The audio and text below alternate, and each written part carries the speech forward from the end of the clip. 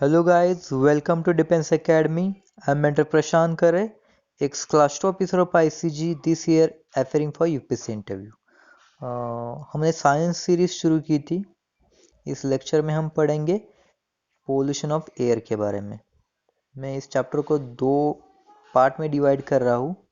पहले पार्ट में हम एयर पोल्यूशन के बारे में पढ़ेंगे और नेक्स्ट पार्ट में हम वाटर पोल्यूशन के बारे में पढ़ेंगे। तो इस चैप्टर में जो जो इम्पोर्टेंट कंसेप्ट है और जो जो एग्ज़ाम में पूछा जाता है उसको मैं एक्सप्लेनेशन के सहित पढ़ाऊँगा।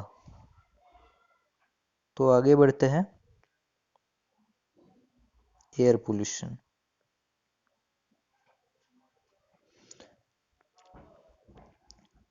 आपको पता है कि हम लोग खाने पीने के बिना रह सकते हैं, लेकिन सांस के बिना हम नहीं रह सकते, एयर के बिना हम नहीं रह सकते। तो कभी कभी क्वेश्चन पूछा जाता है कि कंटेंट्स क्या होते हैं एयर में। तो सबसे ज़्यादा होता है सबसे ज़्यादा होता है नाइट्रोजन, उसके बाद में होता है ऑक्सीजन, उसके बाद में होता है ऑर्गन और उसके बाद में होता है कार्बन डाइऑक्साइड और बाकी बचे हुए कुछ गैसेस होते हैं। तो परसेंटेज जो होता है नाइट्रोजन का वो सबसे ज़्यादा होता है 78% और ऑक्सीजन का होता है 21% और उसके बाद में आते हैं ऑर्गन, उसके बाद में होता है ऑक्सीजन। ये चार ध्यान में रखना, क्योंकि अगर डिक्रीजिंग ऑर्डर में आपको पूछे कि ज़्यादा से कम की तरफ चले तो नाइट्रोजन फर्स्ट पे होगा, ऑक्सीजन 2 नंबर पे, उसके बाद में ऑर्गन और उसके बाद में ऑक्सीजन, उसके बाद में ozone, methane, water vapour etcetera आएंगे। तो ये सभी गैसेस एयर में होते हैं। Air is composed of this gases या दोज गैसेस। ठीक है, आगे। कंजेस्टेड रोड इन सिटी दिखाई दे रहा है यहाँ पे। कितने कंजेस्टेड हैं, कितनी गाड़ियाँ हैं इस रोड पे, तो आप सोच समझ सकते हैं कि एयर पोल्यूशन इंडिया में इतना ज़्यादा क्यों है। आगे। यहाँ पे एयर पोल्यूशन की डेफिनेशन दी गई है। एयर पोल्यूशन क्या होता है? तो when air is contaminated by unwanted substances which have harmful effect on both the living and non-living, it is referred as air pollution. तो लिविंग और नॉन लिविंग पे जब हार्मफुल इफेक्ट होता है ऐसे सब्सटेंसेस का जो एयर में है उनको एयर पोल्यूशन कहते हैं। आगे, एयर कैसे पोल्यूट होती है, तो मैं इसको शॉर्ट में लूँगा। How does air get polluted? तो पोल्यूटेंट की वजह से होती है, एयर पोल्यूटेंट की वजह से। तो कौन से एयर पोल्यूटेंट होते हैं और रीजंस क्या होते हैं उसके? जैसे कि नेचुरल सोर्सेस है एयर पोल्यूटेंट के। कौन से? जैसे स्मोक हो गया, कुछ भी जलाता है तो स्मोक निकलता है। डस्ट हो गई, डस्ट पार्टिकल्स। फॉरेस्ट फायर्स, ये नेचुरल हो सकती है, मैन मेड हो सकती है। फॉरेस्ट फायर्स की वजह से वोल्केनिक इरप्शंस भी एक रीज़न है एयर पोल्यूटेंट के लिए। आपने देखा होगा कि न्यूज़ चैनल में या न्यूज़पेपर में कहीं तो वोल्केनिक इरप्शन जब होता है तब बहुत सारे गैसेस बाहर निकलती है, उनमें से बहुत से टॉक्सिक भी होती है और उनमें बहुत सारे एयर पोल्यूटेंट होते हैं वोल्केनिक इरप्शन में। ठीक है, कुछ मैन मेड एक्टिविटीज़ की वजह से भी एटमॉस्फेयर में पोल्यूटेंट फैलते हैं, जैसे कि फैक्ट्रीज़ हो गई। फैक्ट्रीज़ की जो चिमनी होती है उससे बहुत सारे oxides of carbon, nitrogen and sulphur निकलते हैं। उसके बाद में पावर प्लांट हो गए। हमारे बहुत से पावर प्लांट है, वो हाइड्रो इलेक्ट्रिक नहीं है, वो कोल मतलब थर्मली पावर प्रोड्यूस करते हैं। थर्मल पावर प्लांट उन्हें कहते हैं, कोल से वो पावर प्रोड्यूस करते हैं। तो उनकी चिमनी से भी बहुत सारा सल्फर डाइऑक्साइड वाला गैस निकलता है। बाद में ऑटोमोबाइल एग्जॉस्ट है, उसमें भी बहुत सारे पोल्यूटेंट निकलते हैं। बर्निंग ऑफ फायरवुड, हम फायरवुड जो लकड़ी जलाते हैं उससे भी निकलते हैं। काऊ डंग जलाते हैं उससे भी निकलते हैं पोल्यूटेंट। ठीक है, तो ये मैन मेड और नेचुरल सोर्स हमने देख लिए कि एयर कैसे पोल्यूट होती है। रेस्पिरेटरी डिसीजेस भी होती हैं इसकी वजह से। आगे थोड़ा बढ़ते हैं हम लोग। व्हीकल्स जो पोल्यूटेंट प्रोड्यूस करता है उसमें से ज़्यादातर कार्बन मोनोऑक्साइड ज़्यादा डेंजरस होता है। कार्बन मोनोऑक्साइड कैसे प्रोड्यूस होता है? जो अनबर्न्ड फ्यूल है, जैसे कि पेट्रोल है, डीजल है, जब ये अनबर्न्ड रह जाता है तब उससे कार्बन मोनोऑक्साइड निकलता है और ये पॉइजनस गैस है। वो क्या करता है, ऑक्सीजन कैरिंग कैपेसिटी जो होती है ब्लड की वो कम कर देता है। आपको पता है कि ब्लड ऑक्सीजन को ट्रांसपोर्ट करता है हमारे बॉडी में आर्टरी से वेंस तक, और वेंस से कार्बन डाइऑक्साइड को लाके वापस लाता है। तो ये काम कौन करता है? ब्लड करता है। तो ऑक्सीजन की कैरिंग कैपेसिटी जो है वो कम करने का काम ये कार्बन मोनोऑक्साइड करता है। आगे देखेंगे।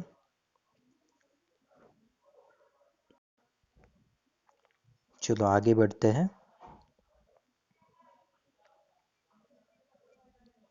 जो व्हीकल से निकलती है पोल्यूटेंट उनमें से कार्बन डाइऑक्साइड, नाइट्रोजन ऑक्साइड और स्मोक भी होते हैं।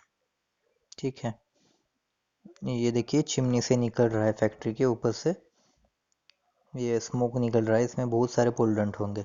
बाद में ऑटोमोबाइल्स की वजह से भी निकलता है।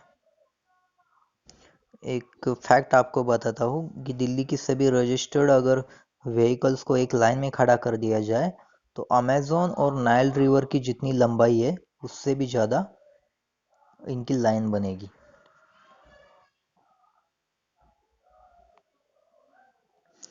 यहाँ पे एक दिया है स्मोक करके, तो स्मोक क्या होता है? स्मोक और स्मोग इसमें फ़र्क है। फ़र्क क्या है? आपको पता है विंटर के मन में फॉग निकलता है, फॉग की वजह से हम आगे का देख नहीं सकते ठीक से।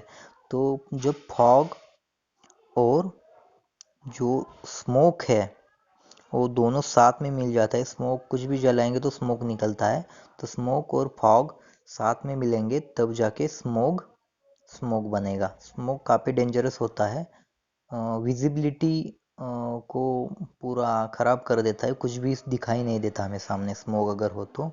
और साथ में ये ब्रीथिंग में डिफ़िकल्टीज पैदा करता है, अस्थमा, कफ या स्नीजिंग इन चिल्ड्रन, ये ऐसे डिसीज़ में ये क्रिएट करता है।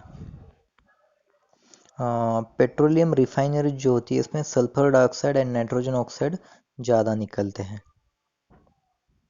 आगे देखेंगे। क्लोरोफ्लोरोकार्बन, आपने कभी अगर पढ़ा होगा कि कुछ दिनों पहले जब एयर रेफ्रिजरेटर हो या एयर कंडीशनर हो उनमें क्लोरोफ्लोरोकार्बन यूज़ किया जाता था, बट नाउडेज उसकी जगह कुछ अलग केमिकल्स यूज़ किए जाते हैं। क्लोरोफ्लोरोकार्बन क्या करता है, बेसिकली ओजोन को डिप्लेट करता है, कम करता है ओजोन को, ओजोन के साथ लेयर के साथ रिएक्शन करके उसे ख़राब करता है। और आपको पता है कि ओजोन लेयर बहुत बहुत इम्पॉर्टेंट है, उसके वजह से हम सन रेज से प्रोटेक्शन पाते हैं। ठीक है, तो ये किसको डैमेज करता है? ओजोन लेयर को डैमेज करता है। आगे देखेंगे। जो पावर प्लांट होते हैं, कोल जलाया जाता है उसमें उसमें ऐश पार्टिकल्स निकलते हैं। आपको पता है किसी चीज़ को जलाते हैं हम तो ऐश पार्टिकल्स निकलते हैं। तो पावर प्लांट से जो भी पावर प्लांट कोल पे चलता है तो उस पे ज़्यादा टीनी पार्टिकल्स निकलते हैं ऐश के। आगे यहाँ केस स्टडी दी है ताजमहल की। तो ताजमहल के बारे में, ताजमहल आपको पता है वो आगरा में है। मुझे एक आंसर चाहिए आपसे, आपको कमेंट बॉक्स में इसका आंसर देना है मुझे। यूट्यूब की जो कमेंट बॉक्स है, मेरा वीडियो जहाँ रहेगा उसके नीचे कमेंट बॉक्स रहेगा, तो उसमें आपको कमेंट करके बताना है कि ताजमहल किसने बनाया था, और जो उसका मैं आर्किटेक्ट था उसका भी नाम बताना है, और जिसके रेन में ये बना था उस बादशाह का नाम भी बताना है, और किसकी याद में बनाया था ये सबको पता होगा। तो किसने बनाया था, उसका आर्किटेक्ट कौन था, इसका आंसर मुझे चाहिए। अब इस केस स्टडी में उन्होंने बताया कि ताज का जो वाइट मार्बल है वो येलो हो रहा है, तो किस लिए किस वजह से होता है? तो वहाँ पे जो सूत पार्टिकल्स है, सूत बेसिकली मथुरा वहाँ पे मथुरा एक रिफाइनरी है मथुरा की, वो ज़्यादा सूत पार्टिकल्स इमिट करती है और उसकी वजह से उसका मार्बल जो है वो येलो हो रहा है। दूसरी चीज़, जो मार्बल है उसका कोरोजन भी हो रहा है, करोड हो रहा है, वो खराब रस्ट हो रहा है। किस वजह से हो रहा है?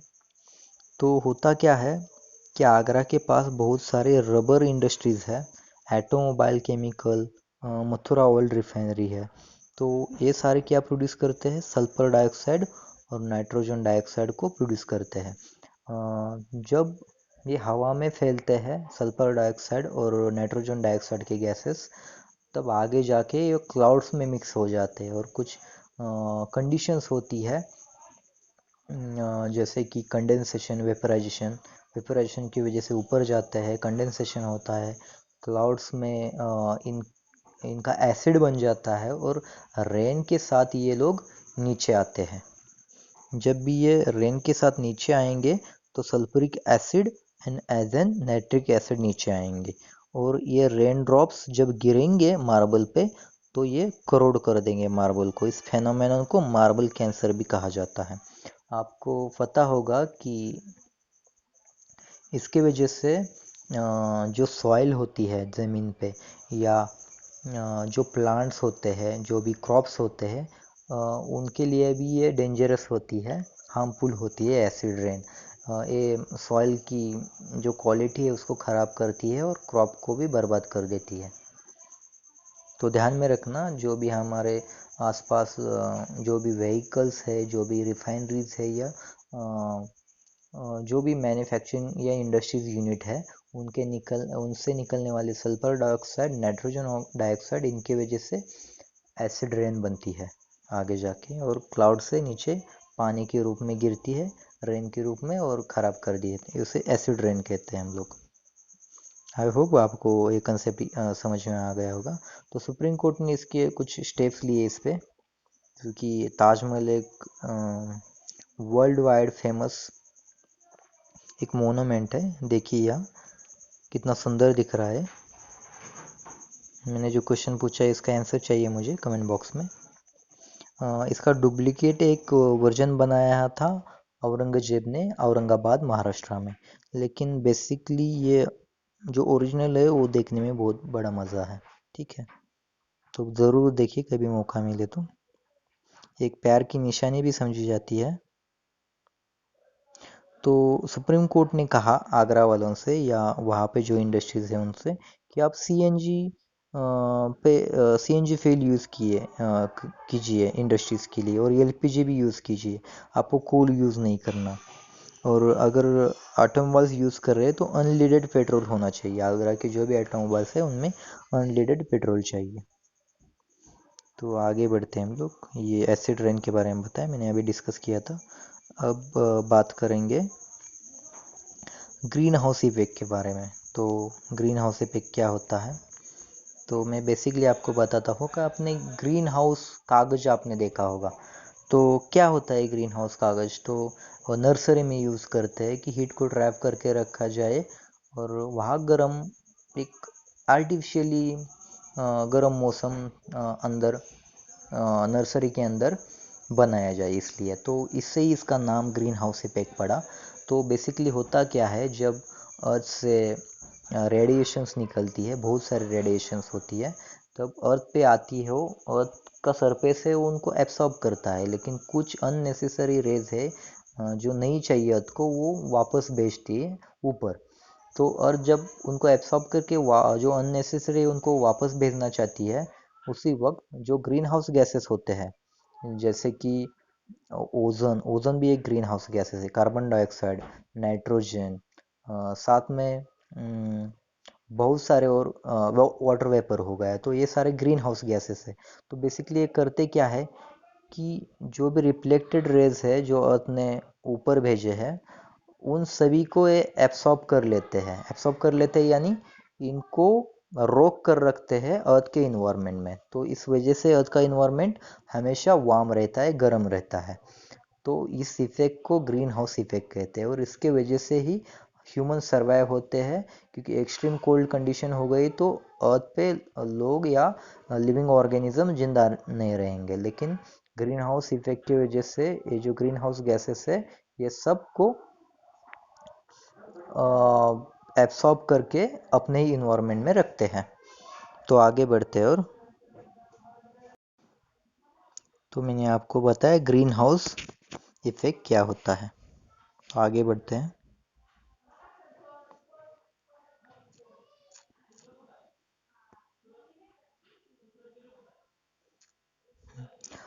लेकिन आजकल हो क्या रहा है, ग्रीन हाउस इफेक्ट हमें इम्पोर्टेंट है, ग्रीन हाउस गैसेस हमें इम्पोर्टेंट है, लेकिन उसमें जो कार्बन डाइऑक्साइड है उसका कंटेंट बढ़ता जा रहा है। तो ग्रीन हाउस से हम कैसे ग्लोबल वार्मिंग की तरफ शिफ्ट हो रहे हैं, इसका मैं लिंकेज आपको बता देता हूँ। तो अभी बहुत सारी इंडस्ट्रीज बढ़ गई है, बहुत सारा पोल्यूशन बढ़ रहा है, कार्बन डाइऑक्साइड का कंटेंट भी हवा में बढ़ रहा है। तो इस वजह से जो भी ग्रीन हाउस गैसेस थे उसका उसमें कार्बन कंटेंट बढ़ने के कारण जो हीट थी वो ज़्यादा से ज़्यादा ट्रैप हो रही है अर्थ पे, इतनी नहीं चाहिए अर्थ को, उससे ज़्यादा हीट अब ग्रीन हाउस गैसेस बढ़ने के कारण ट्रैप हो रही है।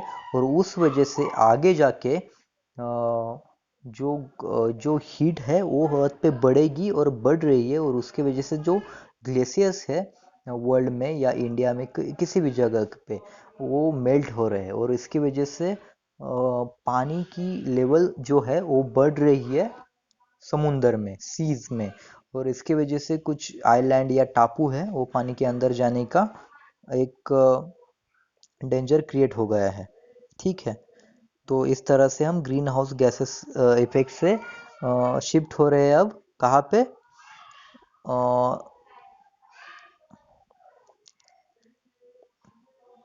ग्लोबल वार्मिंग पे। ठीक है। आपने ग्रीन हाउस गैसेस के बारे में अभी भी पढ़ा। आगे हम बढ़ते हैं। आपने ये भी पता चला आपको कि ग्रीन हाउस गैसेस से ग्लोबल वार्मिंग कैसे बढ़ रही है। ठीक है। अब क्या कर सकते हैं, what can be done, what can be done, क्या कर सकते हैं हम रिड्यूस करने के लिए एयर पोल्यूशन। तो सिंपली जैसे दिल्ली में पब्लिक ट्रांसपोर्ट बसेस जो है वो पूरी तरीके से उन्होंने किस पे ड्रिवन की है, वो पूरी तरीके से सीएनजी पे चल रही है। तो सीएनजी से कम पोल्यूशन होता है। साथ में अनलीडेड पेट्रोल भी हम यूज़ करेंगे तब भी कम से कम पोल्यूशन होगा। ठीक है। उसके बाद में no to fire crackers. Fire crackers हम नहीं जलाएंगे दिवाली के सीज़न में। दिवाली के सीज़न में भी बहुत सारा पोल्यूशन होता है फायर क्रैकर की वजह से। तो ये चीज़ हम करेंगे कि फायर क्रैकर्स कम से कम जलाएंगे या नहीं जलाएंगे, तब भी एयर पोल्यूशन हम कंट्रोल कर सकते हैं।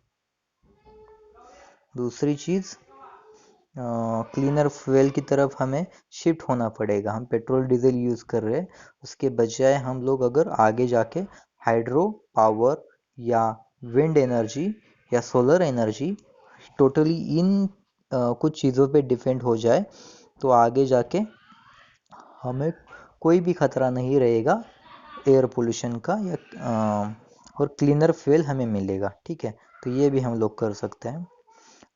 एक वन महोत्सव होता है हर जुलाई में, इस पे क्वेश्चन पूछा जा सकता है कि वन महोत्सव कब होता है। तो एवरी ईयर जुलाई मंथ में होता है वन महोत्सव, इसमें ट्री लगाई जाती है।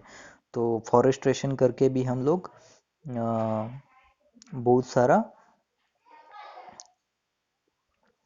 कार्बन डाइऑक्साइड कम कर सकते हैं। और एक चीज़ आपको पता हो या ना पता हो तो मैं बताता हूँ इसके बारे में, कि जब भी आप लोग फॉरेस्ट्रेशन करते हैं, ट्रीज लगाते हैं बहुत ज़्यादा, तब होता क्या है कि ट्री लगाने की वजह से जो कार्बन है उसको एब्सॉर्ब किया जाता है फॉरेस्टेशन की वजह से।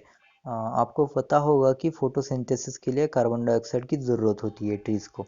तो ज़्यादा से ज़्यादा फॉरेस्ट लगाएंगे तो फोटोसिंथेसिस, अपना खाना बनाने के लिए ट्रीज़ कार्बन डाइऑक्साइड को ऑब्जर्व करेंगे। लेकिन ट्रीज़ कम रहेंगी तो कार्बन डाइऑक्साइड को ऑब्जर्व करने वाला ज़्यादा कोई नहीं रहेगा, तो कार्बन डाइऑक्साइड घूमता रहेगा हवा में। तो जो ग्लोबल वार्मिंग है उसमें इजाफा करेगा, क्योंकि ये ग्रीन हाउस गैस है और हीट ज़्यादा ट्रैप करके रखेगा। तो हमें फॉरेस्टेशन करना चाहिए, ज़्यादा से ज़्यादा हमें पेड़ पौधे लगाने चाहिए।